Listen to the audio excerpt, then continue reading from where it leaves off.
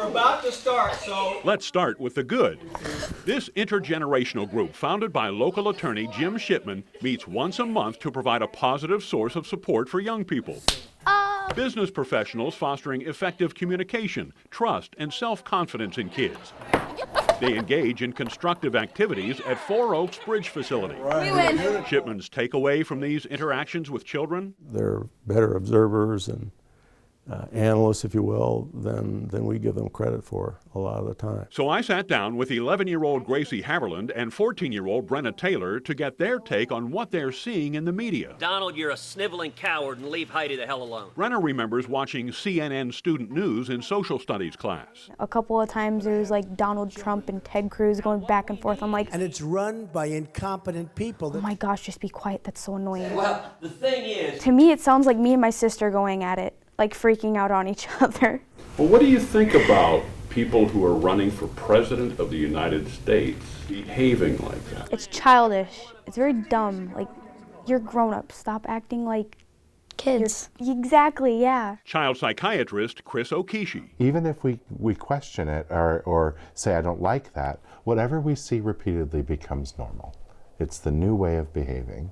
And then we find ourselves emulating what we think is normal. Dr. Okishi says when a child sees prominent people calling for greater things, but snip and snipe and treat each other poorly, it's a concern. What I would worry about is then we have a generation of people that say one thing and intend to do one thing, but have seen behavior that suggests you can do exactly the opposite and still be consistent.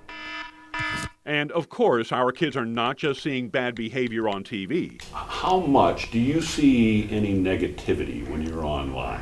There's a lot. Like, when I had Instagram, I'd go on my friends' pages and there'd be a lot of really mean comments. I'm like, it's not very nice. Like, if you want to be on social media, you need to be nice about it. Like, if you can't be nice, don't have it at all, really. Gracie says she hasn't been using social media partly for that reason.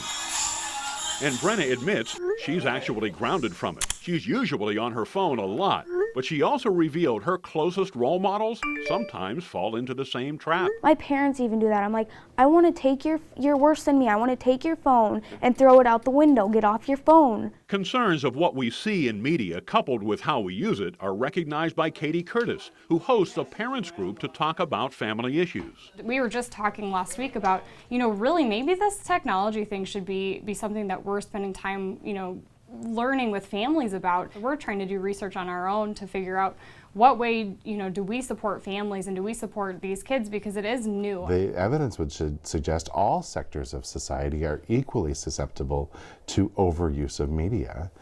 That said, as parents, one of our jobs is to model as consistent and healthy a life as we can for our kids, and to be honest with them when we make mistakes. Meanwhile, back at the intergenerational group, question is, name one thing you dread about going to the doctor. one-on-one interaction without media is helping to give these kids mature perspectives. If you really like social media that much, you can get addicted. It's horrible. It's like addicted, people. It's like a drug. Social media is like a drug. These young ladies have thoughts and opinions that are of value, and we should all listen.